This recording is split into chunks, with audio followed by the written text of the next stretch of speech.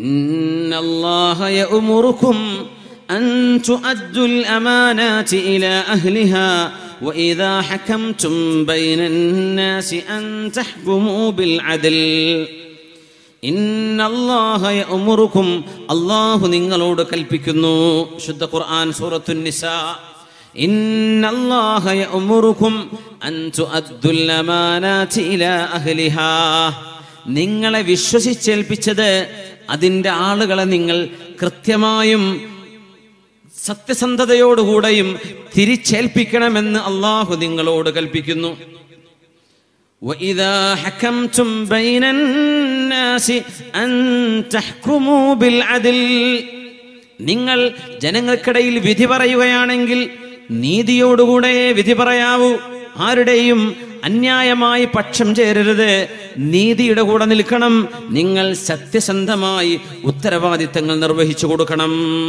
ഇത് അള്ളാഹുവിൻ്റെ ഉത്തരവാദിത്വമാണ്. ഒരു രക്ഷിതാവിന് മക്കളോട് ഈ ബാധ്യതയുണ്ട്. സ്വന്തം മക്കളിൽ ഒരു ഗുരുനാഥന് തന്റെ ശിഷ്യന്മാരിൽ ബാധ്യതയുണ്ട്. ഒരു ഉസ്താദ് പഠിപ്പിക്കുന്നത് കമ്മിറ്റിക്കാര് മണത്തു നോക്കി നടക്കുന്നുണ്ടോ, കമ്മിറ്റിക്കാര് ഈ ഉസ്താദിനെ വീക്ഷിക്കുന്നുണ്ടോ എന്ന് നോക്കിയിട്ടല്ല, അല്ലാഹുവിന് വേണ്ടി. ഇതൊരു അമാനത്താണ്. ഒരു വിദ്യാർത്ഥി സ്കൂളിലേക്ക് പോകുമ്പോൾ സ്വന്തം വീട്ടിൽ നിന്ന് പടിയിറങ്ങി സ്കൂളിലേക്ക് എത്തിക്കഴിഞ്ഞാൽ ആ സ്കൂളിലെ അധ്യാപികമാർ അവരുടെ ബാധ്യതയാണ് ഈ മക്കളെ കൃത്യമായി പരിചരിക്കേണ്ടത്, അവർക്ക് തർബിയത്ത് കൊടുക്കേണ്ടത്, അവർക്ക് വിദ്യാഭ്യാസം നൽകേണ്ടത്. കാരണം ജീവിതത്തിൽ ഒരു ദിവസത്തിലെ ഏറ്റവും ഉണർവുള്ള സമയം അവർ ചെലവഴിക്കുന്നത് മദ്രസയിലാണ് അല്ലെങ്കിൽ സ്കൂളിലാണ്. ആ നേരം ഒരു അമാനത്താണത്. ഒരു വിദ്യാർത്ഥിയെ തൻ്റെ രക്ഷിതാവ് ഒരു സ്ഥാപനത്തിൽ കൊണ്ടാക്കി കഴിഞ്ഞാൽ അതൊരു അമാനത്താണ്. ആ വിദ്യാർത്ഥിയെ പഠിപ്പിക്കണം. അവരുടെ സമയം വെറുതെ കൊന്നുകളയരുത്. വാള് പറയുന്നത് അങ്ങനെയാണ്. 2 മണിക്കൂറോ 2.5 മണിക്കൂറോ 3 മണിക്കൂറോ വാള് പറയുമ്പോൾ അതൊരു അമാനത്താണ്. ഇതൊക്കെ ദീനിന്റെ സ്വത്തുകളാണ്. ഇതൊക്കെ ഈ പൈസ ചെലവഴിച്ചുകൊണ്ടാണ് ഇവിടെ സൗണ്ടും ലൈറ്റും ഇരിക്കാനുള്ള സൗകര്യവും ഏർപ്പെടുത്തിയത്. അങ്ങനെയെങ്കിൽ ഞാൻ എൻ്റെ ഉത്തരവാദിത്വം നിർവഹിക്കണം. എന്തെങ്കിലും പറഞ്ഞ് നിങ്ങളുടെ സമയം കവരാൻ എനിക്ക് പാടുള്ളതല്ല. ഞാൻ നിങ്ങളെ എന്തെങ്കിലും ദഅവത്ത് ചെയ്ത് പഠിപ്പിക്കേണ്ട ആളാണ്, നിങ്ങൾക്ക് പറഞ്ഞു തരേണ്ട ആളാണ്. ആ ഉത്തരവാദിത്വം ഞാൻ ചെയ്യണം. ഓരോരുത്തരും അങ്ങനെ ജോലി ചെയ്യുന്നവര് കൃത്യമായി സമയം കളയരുത്, സമയം നശിപ്പിക്കരുത്. കൃത്യമായ സത്യസന്ധമായി കാര്യങ്ങൾ കൈകാര്യം ചെയ്യണം. മഹാനായ അംർ ഇബ്നുൽ ആസ്, മഹാനായ സഅദ് ഇബ്നു അബീ വഖാസ് റളിയല്ലാഹു അൻഹു ഖാദിസിയ യുദ്ധം കഴിഞ്ഞപ്പോൾ, ഇറാനിൽ നടന്നൊരു യുദ്ധമായിരുന്നു അത്. അംർ ഇബ്നുൽ ആസ് റളിയല്ലാഹു അൻഹു ആ യുദ്ധം കഴിഞ്ഞപ്പോൾ മഹാനവറുകൾ ശരീരമാസകലം മുറിവായിരുന്നു. അല്ലാഹുവിനോട് ദുആ ചെയ്യാൻ വേണ്ടി ദുആ ചെയ്തു. ദുആന് ഉത്തരമുള്ള സ്വഹാബിയായ ബറാ ഇബ്നു മാലിക് റളിയല്ലാഹു അൻഹുവിനോട് പറഞ്ഞു, ബറായെ, നിങ്ങൾ അല്ലാഹുവിനോട് ദുആ ചെയ്യണം, ഈ യുദ്ധം നമുക്ക് വിജയിക്കണം. മഗ്രിബോടുകൂടെ, മഗ്രിബാകുമ്പോൾ യുദ്ധം വിജയിച്ച വാർത്ത വരണം. സമയം പറഞ്ഞ പോലെ നടന്നു. പറഞ്ഞ പോലെ യുദ്ധം വിജയിച്ചു. മഹാനായ സഅദ് ഇബ്നു അബീ വഖാസ് റളിയല്ലാഹു അൻഹുവിന്റെ കയ്യിൽ കിസ്റയുടെ കൊട്ടാരത്തിലെ ആയിരക്കണക്കിന് സ്വർണ്ണ നാണയങ്ങൾ കൈമാറ്റപ്പെടുകയാണ്. വെള്ളി നാണയങ്ങളുണ്ടതിൽ, ആഭരണങ്ങളുണ്ടതിൽ. കിസ്റയുടെ കൊട്ടാരത്തിൽ വിരിച്ച മനോഹരമായ മുത്തുകൾ പിടിപ്പിച്ച ഒരു കാർപ്പറ്റ് ഉണ്ടായിരുന്നു. ആ കാർപ്പറ്റ് മുഴുവനും കയ്യിലുള്ള സ്വർണ്ണ നാണയങ്ങൾ എല്ലാം മദീനയിലേക്ക് 1000-ഓളം വരുന്ന കിലോമീറ്റർ കരമാർഗം മദീനയിലേക്ക് കൊണ്ടുപോകണം. ഫാറൂഖ് റളിയല്ലാഹു അൻഹുവാണ് അന്നത്തെ ഖലീഫ. മഹാനായ ഉമർ എന്നവരുടെ മുമ്പിലേക്ക് അത് ഓരോന്നും കൃത്യമായി കൈമാറുമ്പോൾ മദീനയിലെത്തിയിട്ട് ഓരോന്നും എണ്ണി നോക്കിയിട്ട് ഉമർ റളിയല്ലാഹു അൻഹു പറഞ്ഞു, മഹാനായ ഫാറൂഖ് റളിയല്ലാഹു അൻഹു കാണുകയാണ്, ഒരു ദിർഹം പോലും നഷ്ടമായിട്ടില്ല. വല്ലാഹില്ലദീ ലാ ഇലാഹ ഇല്ലാഹു ഇന്ന ഖൗമൻ ദഫഉഹാ ഇലയ്യ ലഉമനാ. അല്ലാഹുവിനെ തന്നെയാണ് സത്യം. ഈ സമ്പത്ത് നമ്മിലേക്ക് മദീനയിലേക്ക് ഇവിടെ കൊണ്ടെത്തിച്ചു തന്ന ആളുകൾ സത്യസന്ധന്മാരാണ്. അല്ലാഹു സാക്ഷിയാണ്. ഒന്നുപോലും നഷ്ടപ്പെട്ടിട്ടില്ല, ഒന്നുപോലും നഷ്ടമായില്ല. ആലോചിക്കണം. പള്ളികളുടെ പിരിവിന് വേണ്ടി, മദ്രസയുടെ പിരിവിന് വേണ്ടി, ഒരു മഹല്ലത്തിന്റെ ആവശ്യത്തിന് വേണ്ടി യതീംഖാന എന്നോ അറബി കോളേജ് എന്നോ പറഞ്ഞ് യതീംഖാനയുടെ ഇൽമിന്റെയോ പേര് പറഞ്ഞ് എത്രയോ പിരിവുകൾ സംഭാവനകൾ സ്വീകരിക്കാൻ വരുന്ന റിസീവർമാരോ അല്ലാത്തവരോ ആളുകൾ അള്ളാഹുവിനെ ഭയപ്പെടുക, നന്നായി സൂക്ഷിക്കുക. തീക്കനൽ കൊണ്ടാണ് ഈ കളിക്കുന്നത്.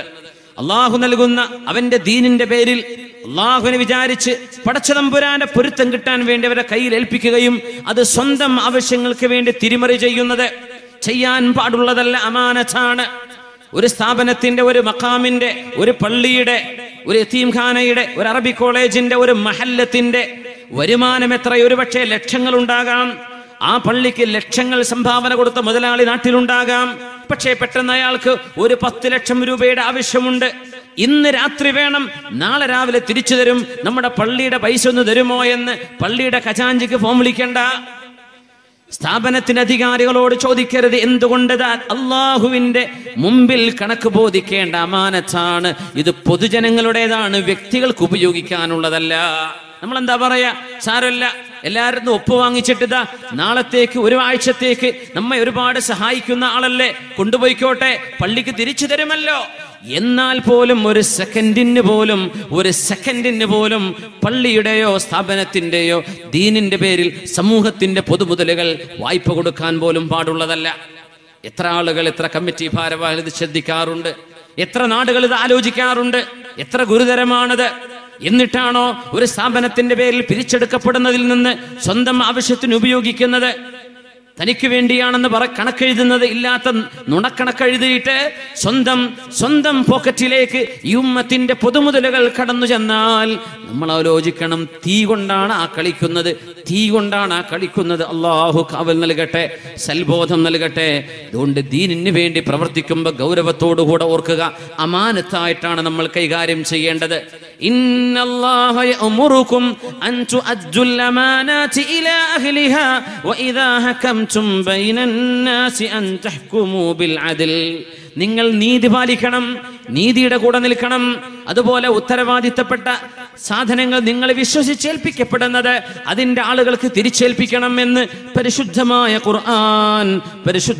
ഖുർആൻ നമ്മളെ പഠിപ്പിക്കുകയാണ്. കുല്ലുക്കും റാഇൻ വകുല്ലുക്കും മസ്ഊലുൻ അൻ റഅയ്യതിഹി. നിങ്ങൾ ഓരോരുത്തരും അധികാരമുള്ളവരാണ്. നിങ്ങൾ ഓരോരുത്തരോടും നിങ്ങളുടെ കീഴിലുള്ള ആളുകളോട് നാളെ അള്ളാഹു ചോദ്യം ചെയ്യുമെന്ന് ഹബീബുനാ റസൂലുള്ളാഹ്. ആ ഹദീസ് ഒന്ന് വിവരിക്കട്ടെ. അർറജുലു റാഇൻ ഫീ അഹ്ലി ബൈതി. ഒരു പുരുഷൻ, ഒരു വാപ്പ, ഒരു ഭർത്താവ് തന്റെ വീടിന്റെ അധികാരിയാണ്. മസ്ഊലുൻ അൻ റഅയ്യതിഹി. തന്റെ വീട്ടുകാരെ കുറിച്ച് അയാളോട് ചോദ്യമുണ്ടാവും. തന്റെ വീട്ടിൽ നിസ്കരിക്കാത്ത മക്കള്, നിസ്കരിക്കാത്ത ഭാര്യ, നിസ്കരിക്കാത്തവരായ തന്റെ ആശ്രിതരെ, അവരെ സംബന്ധിച്ച് ആ വീടിന്റെ ചെലവ് പുലർത്തുന്ന ആളുകളോട് ചോദ്യമുണ്ട്, മുതിർന്നവരോട് ചോദ്യമുണ്ട്.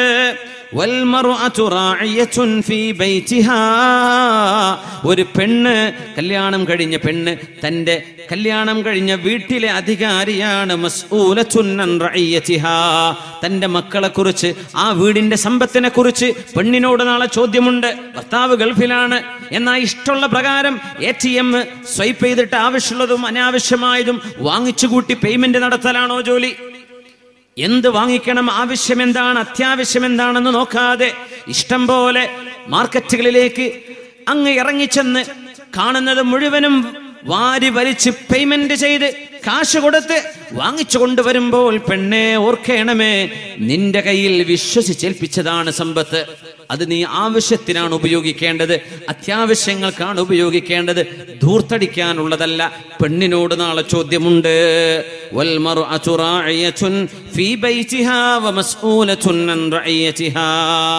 എന്നിട്ട് നബി തങ്ങൾ അധികാരികളെ കുറിച്ച് പറഞ്ഞു. എന്നിട്ട് പറഞ്ഞു, അലാ അറിയണേ, കുല്ലുക്കും റാഇൻ വകുല്ലുക്കും മസ്ഊലുൻ അൻ റഅയ്യതിഹി. നിങ്ങൾ ഓരോരുത്തരും അധികാരികളാണ്. നിങ്ങൾ ഓരോരുത്തരോടും അല്ലാഹു നാളെ ചോദ്യം ചെയ്യും. ഉമർ ഇബ്നു അബ്ദുൽ അസീസ് റളിയല്ലാഹു അൻഹു എന്ന അമവി ഭരണാധികാരി, രണ്ടാം ഉമർ എന്നറിയപ്പെടുന്ന ഇസ്ലാമിക ലോകത്ത് നീതിയുടെ ഏറ്റവും വലിയ പാഠം പഠിപ്പിച്ച ഉമർ ഇബ്നു അബ്ദുൽ അസീസ് റളിയല്ലാഹു അൻഹു അധികാരമേറ്റെടുത്ത് 2 കൊല്ലമാണ് ഭരിച്ചത്. 2 വർഷം ഭരിച്ച ആളാണ് ഉമർ ഇബ്നു അബ്ദുൽ അസീസ് എന്നവരെ. ആ അധികാരം ഏറ്റെടുത്ത അന്ന് മഹാനവറുകൾക്ക് ഉറങ്ങാൻ കഴിഞ്ഞില്ല. ഭാര്യ ഫാത്തിമ ബിൻതു അബ്ദുൽ മലിക് ചോദിച്ചു, അല്ല ഭർത്താവേ, അലാ തനാം, ഉറക്കില്ലയോ? അത്വാറന്നവും, ഉറക്കെവിടെയാ പോയത്? എന്താ ഉറങ്ങാൻ പറ്റാത്തത്?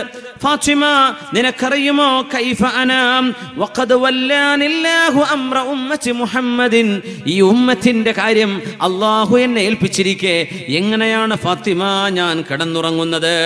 അംറൽ ദഈഫി വൽ മിസ്കീൻ, ഈ സമൂഹത്തിലെ പാവപ്പെട്ടവന്റെ, അശരണരുടെ, ആശ്രിതരില്ലാത്തവരുടെ, പാവപ്പെട്ട കഷ്ടപ്പെടുന്ന ആളുകളുടെ ഉത്തരവാദിത്വം എന്നെ അല്ലാഹു ഏൽപ്പിച്ചിരിക്കയാൽ ഞാൻ എങ്ങനെയാണ് ഉറങ്ങുന്നത്? വഅംറൽ ഹരിമി വൽ അജൂസി വൽ ഫഖീർ, പ്രായം ചെന്ന ആണുങ്ങളുടെയും പ്രായം ചെന്ന പെണ്ണുങ്ങളുടെയും ഉത്തരവാദിത്വം അല്ലാഹു എന്നെ ഏൽപ്പിച്ചിരിക്കെ എങ്ങനെയാ ഫാത്തിമ ഇന്ന് ഉറങ്ങുക? തന്റെ ഭർത്താവിന്റെ കൂടെ ആ രാത്രി കരഞ്ഞു തീർത്തു മഹദിയായ ഫാത്തിമ ബിൻതു അബ്ദുൽ മലിക്.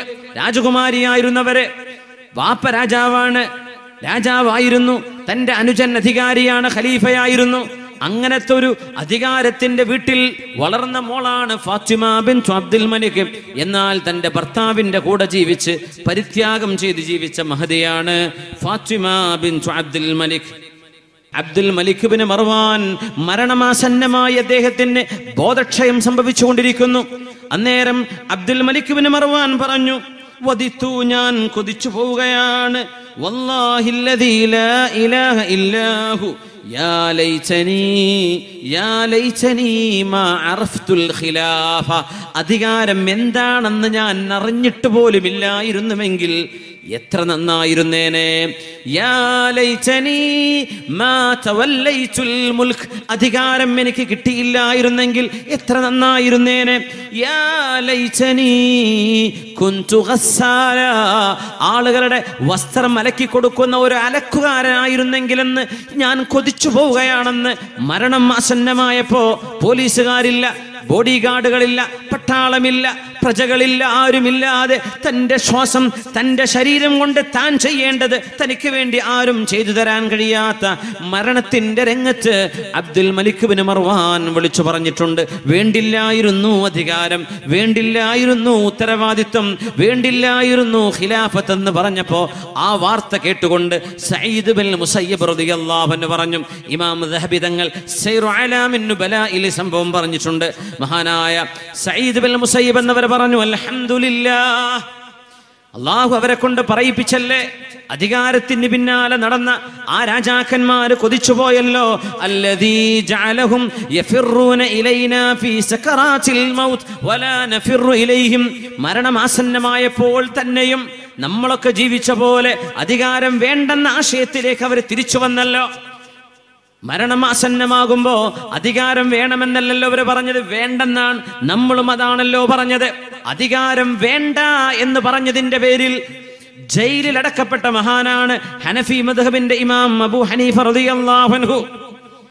ഇറാഖിലെ ചീഫ് ജഡ്ജ് എന്ന് പറയുന്ന ഖാദിൽ ഖുദാ, അവിടുത്തെ സുപ്രീം കോർട്ടിന്റെ ജഡ്ജായിട്ട് മഹാനായ അബൂ ഹനീഫ റളിയല്ലാഹു അൻഹുവിനെ അന്നത്തെ ഭരണാധികാരി ഏൽപ്പിച്ചപ്പോ എനിക്കിത് വേണ്ട എന്ന് പറഞ്ഞതിന്റെ പേരിൽ ജയിലിൽ കൊല്ലങ്ങളോളം കഴിയേണ്ടി വന്നിട്ടുണ്ട് മഹാനായ അബൂ ഹനീഫ റളിയല്ലാഹു അൻഹുവിനെ. അധികാരം വേണ്ടെന്ന് പറഞ്ഞതിന് ജയിൽ ശിക്ഷ. ഇമാമുന ശാഫിഈ റളിയല്ലാഹു അൻഹു യമനിലേക്ക് ചെന്നപ്പോൾ, ഉമ്മയുടെ നാട് യമനാണ്, ഇമാം ഷാഫിഈ തങ്ങളുടെ ഉമ്മയുടെ നെസബ കിടക്കുന്നത് യമനിലാണ്. മഹാനവറുകളെയും കൂട്ടി ഉമ്മ യമനിലേക്ക് പോയിട്ടുണ്ട്. അവിടെ മഹാനവറുടെ ഇൽമ കണ്ടിട്ട് അവിടുത്തെ ഭരണാധികാരി മഹാനായ ഷാഫിഈ തങ്ങളോട് ഖാദിയാവണം, ജഡ്ജാവണം എന്ന് പറഞ്ഞ് അവർക്ക് ഇഷ്ടമുള്ളതിനോട് അനുകൂലമായും അവർക്ക് ഇഷ്ടമില്ലാത്തതിനോട് പ്രതികൂലമായും വിധി പറയണമെന്ന് പറഞ്ഞിട്ട് എന്നെ കൊണ്ട് സാധ്യമല്ല എന്ന് പറഞ്ഞതിന്റെ പേരിൽ നമ്മുടെ മദ്ഹബിന്റെ ഇമാമിന്റെ 2 കൈകളിലും ചങ്ങല വെച്ച്, കാലുകളിൽ ചങ്ങല വെച്ച് യമനിൽ നിന്ന് ഇറാഖിലേക്ക് ചങ്ങലയിൽ നാടുകടത്തപ്പെട്ട മഹാനാണ് മഹാനായ മുഹമ്മദ് ഇബ്നു ഇദ്രീസ് ശാഫിഈ റളിയല്ലാഹു അൻഹു. ഷാഫി ഇമാം അധികാരം വേണ്ടെന്ന് പറഞ്ഞിട്ട് ചങ്ങലയിലാണ് ഇറാഖിലേക്ക് കൊണ്ടുപോയത്. യമനിൽ നിന്ന് ഇറാഖിലേക്ക് 2000-ലേറെ കിലോമീറ്റർ വരും ചങ്ങലയിൽ. എന്തിന്? അധികാരം എനിക്ക് വേണ്ട, ഞാനിതിന് കൂട്ടുനിൽക്കില്ല, അക്രമത്തിന് കൂട്ടുനിൽക്കില്ല എന്ന് പറഞ്ഞതിന്റെ പേരിൽ. പക്ഷേ അള്ളാഹുവിന്റെ തൗഫീഖ് കൊണ്ട് ഇറാഖിലെത്തിയപ്പോ അവിടുത്തെ ഖലീഫയാണ് തിരിച്ചറിയുന്നത് മഹാനായ പണ്ഡിതനാണ്. ഈ പണ്ഡിതനെ ഇങ്ങനെ ചങ്ങലയിൽ വെക്കപ്പെടേണ്ട ആളല്ലെന്ന് പറഞ്ഞ് ബഗ്ദാദിന്റെ ചീഫ് ഇമാമായിട്ട് മഹാനവറുകളെ അവിടുത്തെ മുദർരിസായിട്ട് നിയമിക്കുകയാണ് ഉണ്ടായത്. അങ്ങനെയാണ് ഇമാം ഷാഫി തങ്ങൾ ചങ്ങലയിൽ നിന്ന് മോചിതരാകുന്നത്. അധികാരം വേണ്ട എന്ന് പറഞ്ഞതിന്റെ പേരിൽ മാലിക് ബിൻ അനസ് റളിയല്ലാഹു അൻഹു അധികാരം വേണ്ടെന്ന് പറഞ്ഞ് ഓടിയ മഹാനാണ്. അഹ്മദ് ബിൻ ഹംബൽ എന്ന ഹംബലി മദ്ഹബിന്റെ ഇമാം അധികാരം വേണ്ടെന്ന് പറഞ്ഞതിന്റെ പേരിൽ അടിക്കപ്പെട്ട ആളാണ്. 4 മദ്ഹബിന്റെ ഇമാമിങ്ങളും അധികാരത്തിന് വേണ്ടി അവിടുത്തെ ഖലീഫമാര് അവരെ വിളിച്ചു ചേർത്തപ്പോ എനിക്കിത് വേണ്ട, സുബ്ഹാനല്ലാഹ്, ഇന്ന് എനിക്ക് വേണം, എന്നെ എന്താ ആക്കാത്തത് എന്നാ ചോദിക്കുന്നത്. എനിക്കല്ലേ തരേണ്ടത്, എന്നെയല്ലേ ആക്കേണ്ടത്, ഞാനല്ലേ അതിന് അർഹതപ്പെട്ട ആൾ എന്ന് അധികാരം ചോദിച്ചു വാങ്ങുന്ന ആളുകൾ. ഒന്ന് ഓർത്തു നോക്കുക, തീക്കനൽ കൊണ്ടാണ് നമ്മൾ ഈ കളിക്കുന്നത്. ഉത്തരവാദിത്തങ്ങളും അധികാരവും ചില ഉണർത്തലുകൾ ആവശ്യമാണ്. നമ്മൾ വിചാരിക്കുന്ന പോലെയല്ല ഇത്, നമ്മൾ വിചാരിക്കുന്ന പോലെയല്ല കാര്യം. റസൂലുള്ളാഹി സ്വല്ലല്ലാഹു അലൈഹി വസല്ലം തങ്ങൾ അത്ര ഗൗരവത്തിലാണ് വിഷയം പറഞ്ഞത്. ഇന്ന ശർറർ റിആഇ അൽ ഹതമാ, ഇന്ന ശർറർ റിആഇ അൽ ഹതമാ, ഏറ്റവും മോശപ്പെട്ട ആളുകൾ അധികാരികളിൽ സ്വന്തം പ്രജകളോട് വഞ്ചന ചെയ്യുന്ന ആളുകളാണെന്ന് ഹബീബുനാ റസൂലുള്ളാഹി സ്വല്ലല്ലാഹു അലൈഹി വസല്ലം. എന്തുകൊണ്ട്? അധികാരമുണ്ടായിരിക്കെ ആളുകൾ അക്രമം ചെയ്തേക്കും, അന്യായം ചെയ്തേക്കും. നമ്മൾ അങ്ങനെയല്ലേ, ഭരണം ഉണ്ടാകുമ്പോൾ ഒരു പ്രത്യേക കളി. ഓരോ പാർട്ടിക്കാർക്കും അവരവരുടെ ഭരണമാകുമ്പോൾ എന്തെന്നില്ലാത്തൊരു ധൈര്യം, എന്ത് ചെയ്താലും രക്ഷപ്പെടാൻ കഴിയുമെന്നൊരു തോന്നൽ. ഇതൊക്കെ അധികാരത്തിന്റെ ഏറ്റവും വലിയ ജീർണതകളാണ്, ഏറ്റവും വലിയ ജീർണതയാണ്. കാരണം ഒരു ആക്രമിക്കപ്പെടുന്നവന്റെ പ്രാർത്ഥനയ്ക്ക്, ആ പ്രാർത്ഥനയ്ക്കും അല്ലാഹുവിന്റെയും ഇടയിൽ മറയില്ല എന്ന് മഹാനായ നബിയുനാ റസൂലുള്ളാഹ്. മാ മിൻ അബ്ദിൻ യസ്തർഈഹി അല്ലാഹു റഈയതൻ യമൂതു യൗമ യമൂതു വഹുവ ഗാശുൻ ലിറഈയതിഹി ഇല്ലാ ഹറമല്ലാഹു അലൈഹിൽ ജന്നഹ്. ഉത്തരവാദിത്വം നിർവഹിക്കാതെ പോകുന്നവർക്ക് നൽകുന്ന അള്ളാഹുവിന്റെ ശിക്ഷയാണത്. അല്ലാഹു തആല, അല്ലാഹുവിന്റെ റസൂല് പറയുന്നു, മാ മിൻ അബ്ദിൻ യസ്തർഈഹി അല്ലാഹു റഈയതൻ, അല്ലാഹു തആല ഒരാൾക്ക് അധികാരം നൽകുകയും എന്നിട്ട് യമൂതു യൗമ യമൂത് വഹുവ ഗാശുൻ ലിറഈയതിഹി, സ്വന്തം പ്രജകളെ വഞ്ചിച്ചുകൊണ്ടാണ് അയാൾ മരിക്കുന്നതെങ്കിൽ ഇല്ലാ ഹറമല്ലാഹു അലൈഹിൽ ജന്നഹ്, സ്വർഗ്ഗത്തിന്റെ പരിമളം പോലും അവർക്ക് ലഭിക്കുകയില്ല എന്ന് ഹബീബുനാ റസൂലുള്ളാഹി സ്വല്ലല്ലാഹു അലൈഹി വസല്ലം. എന്താണ് ഉത്തരവാദിത്വം, അതിന്റെ ഭാരം എത്രയാണെന്ന് മനസ്സിലാക്കാൻ ഈ സംഭവങ്ങൾ നമ്മൾ സഹായിക്കും. അല്ലാഹു തആല അധികാരം ഏറ്റെടുത്ത ആളുകൾക്ക് അത് കൃത്യമായും നിർവഹിക്കാനും കൈകാര്യം ചെയ്യാനുമുള്ള തൗഫീഖ് അല്ലാഹു നൽകി അനുഗ്രഹിക്കട്ടെ. അല്ലാഹു തആല ദീനിന് വേണ്ടി, അല്ലാഹുവിന്റെ പൊരുത്തത്തിന് വേണ്ടി സത്യസന്ധമായി കാര്യങ്ങൾ കൈകാര്യം ചെയ്യാനുള്ള കഴിവ് ഓരോ ഉത്തരവാദികൾക്കും, അതൊരു ഷോപ്പിൽ ജോലി ചെയ്യുന്ന ആളാവട്ടെ, ഒരു ബസ് കണ്ടക്ടർ ആവട്ടെ, ഒരു ഫാർമർ ആവട്ടെ, തേപ്പിന് പോകുന്ന ആളാവട്ടെ, ബിൽഡിങ്ങിന്റെ വർക്കിന് പോകുന്ന ആളാവട്ടെ, ആശാരിയാവട്ടെ, ആരാവട്ടെ, താൻ ചെയ്യുന്ന കാര്യങ്ങളിൽ സത്യസന്ധത പാലിക്കാനുള്ള തൗഫീഖ് അല്ലാഹു സർവർക്കും അല്ലാഹു നൽകട്ടെ. ആമീൻ യാ റബ്ബൽ ആലമീൻ. صلوا على النبي محمد وآله. اللهم صل على سيدنا محمد وعلى آل سيدنا محمد وبارك وسلم عليه. اللهم صل على سيدنا محمد وعلى آل سيدنا محمد وبارك وسلم عليه.